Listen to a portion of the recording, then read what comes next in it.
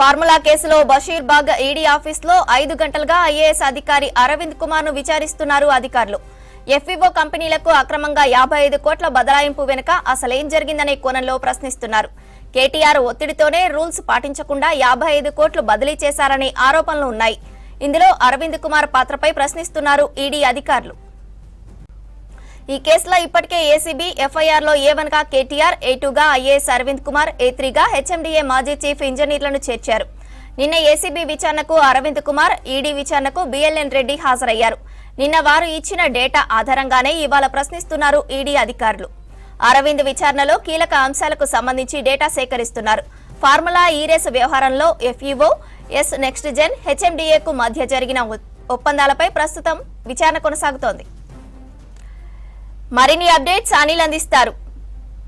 Anil, IAS అధికారి Aravind Kumar ED విచారణపై updates ఏంటి? ఫార్ములా ఈ రేస్ కేసులో ఇటు ఈడీ ఈరోజు ఉదయం 11:15 IAS senior IAS Aravind Kumar ED కార్యాలయానికి రావడం జరిగింది. సుమారుగా దాదాపు 5 గంటలుగా ఈ విచారణ కూడా కొనసాగుతూనే ఉంది. 11 నుండి ఇప్పటి వరకు ఇంకా కూడా ఈడీ ప్రశ్నలు ఇస్తున్నటువంటి పరిస్థితి. సో ముఖ్యంగా ఇటు ఏదైతే ఈ ఎఫ్ఈఓ కంపెనీలకు, ఈ విదేశీ కంపెనీలకు, తర్వాత విదేశీ సంస్థకు ఇక్కడ నుండి నిధుల బదలాయింపుపై ఈడీ ప్రశ్నిస్తున్నట్టు తెలుస్తుంది. ఇక ఏదైతే 55 కోట్లకు సంబంధించినటువంటి ఈ ఏదైతే నిధులు ఉన్నాయో వాటికి సంబంధించి ప్రజల సొమ్మును దుర్వినియోగం చేశారన్నట్టు కూడా ఐఏఎస్ అధికారిని ఈడీ ప్రశ్నిస్తుంది.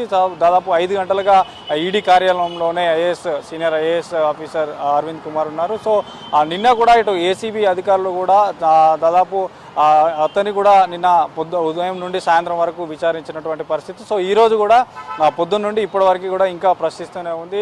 సో ఈ మనీ లాండరింగ్ పాల్పడారన్నటువంటి విషయంలో కూడా ఇటు ఈడీ విచారణ చేస్తుంది. ఏదైతే ఇటు హైదరాబాద్ నగరంలో ఉన్నటువంటి హిమాయత్ నగర్ ఇండియన్ ఓవర్సీస్ బ్యాంక్లో హెచ్ఎండిఏ ఖాతా నుండి ఏ రకంగా 2023 అక్టోబర్ నెలలో సంబంధించి కానీ 2023లో ఏదైతే ట్రాన్సాక్షన్స్ సంబంధించినటువంటి స్టేట్మెంట్ను కూడా డాటా మొత్తం తీస్తుంది. సో అదేవిధంగా ఇటు అరవింద్ కుమార్ కూడా అతని వెంట తీసుకొచ్చినటువంటి పలు డాక్యుమెంట్లు కూడా ఆధారాలు సేకరిస్తున్నారు. సో దీనిపైన పూర్తిగా విచారిస్తున్నారు. తర్వాత ఏదైతే నిన్న బిఎల్ఎన్ రెడ్డిని కూడా ఏదైతే మాజీ ఇంజనీరింగ్ ఉన్నాడో ఆ ఇంజనీరింగ్ సంబంధించినటువంటి ఆ ఇంజనీర్ నిన్న ఏదైతే ఈడీ ప్రశ్నలకు జవాబులు చెప్పాడో సో వాటిని బేస్ చేసుకొని కూడా ఇటు అరవింద్ కుమార్ను కూడా ప్రశ్నిస్తున్నటువంటి పరిస్థితి. ఇక ఏదైతే అటు కేటీఆర్ కూడా చెప్పాడో మాకు గతంలో మేము ఏదైతే ఈ 3 సీజన్లకు సంబంధించి గాను హైదరాబాద్ని ఒక అంతర్జాతీయ స్థాయిలో ఒక పేరు తేయడానికి, ఒక గుడ్ విల్ తేయడానికే ఇలాంటి ఈ కార్ రేస్కి సంబంధించినటువంటి నిధులను మేము ఖర్చు చేస్తాము. సో ఏ ఉద్దేశంతో ఇలా అవినీతి కూడా ఎక్కడ జరగలేదంటూ కూడా అతను కూడా చెప్పారు. సో వీటన్నిటినీ ఎందుకంటే గత ప్రభుత్వంలో వీరు కీలక అధికారిగా ఉన్నారు కాబట్టి, ఐఏఎస్ అధికారిలో హెచ్ఎండిఏకి సంబంధించినటువంటి ప్రత్యేక కార్యదర్శిగా పనిచేశారు కాబట్టి ఆయన హయాంలో ఇలాంటివి ఈ నిధులకు సంబంధించినటువంటి అవకతవకలకు సంబంధించి పూర్తి స్థాయిలో ఇటు ఈడీ ప్రశ్నిస్తుంది. సో దీనికి సంబంధించి ఇంకా కూడా విచారణ కొనసాగుతుంది. సో అదేవిధంగా ఇటు ఏదైతే హైదరాబాద్ నగరంలో 3 సీజన్లకు సంబంధించినటువంటి ఒప్పందాలపై మధ్యలో ఏదైతే ఈ కార్ రేస్కు సంబంధించినటువంటి స్పాన్సర్షిప్ గ్రీన్ కో అండ్ తర్వాత దానికి సంబంధించినటువంటి స్పాన్సర్షిప్ ఎవరైతే ఉన్నారో వారు మధ్యలోనే వైదొలగాల్సినటువంటి పరిస్థితి ఎందుకు వచ్చింది, వారి మధ్యలోనే ఎందుకు ఆపేశారు, తర్వాత హెచ్ఎండిఏ నుండి ఈ నిధులు ఎవరి ఆదేశాల మేరకు జరిగాయి, ఆర్థిక శాఖ అనుమతి కానీ అటు మంత్రిమండలి అనుమతి కానీ లేకుండా స్వతహాగా నిర్ణయాలు తీసుకున్నారా, ఏ అధికారి వల్ల ఏ నాయకుడి వల్ల మీరు ఈ నిర్ణయాలు తీసుకున్నారు, ప్రజల సొమ్మును దుర్వినియోగం ఎందుకు చేశారు, ఆ ఫిమా నిబంధనలను ఉల్లంఘించి అటు ఆర్బీఐ నిబంధనలకు విరుద్ధంగా మీరు ఎలా ఈ మనీని మీరు ఖర్చు పెట్టారు, అదేవిధంగా ఈ మధ్యలోనే ఏదైతే ఈ స్పాన్సర్షిప్ సంబంధించినటువంటి కంపెనీ కానీ ఎందుకు విత్డ్రా కావాల్సి వచ్చింది అనేటువంటి విషయాలను ఈడీ విచారిస్తుంది. సో ఇంకా సమయం పట్టే అవకాశం ఉంది.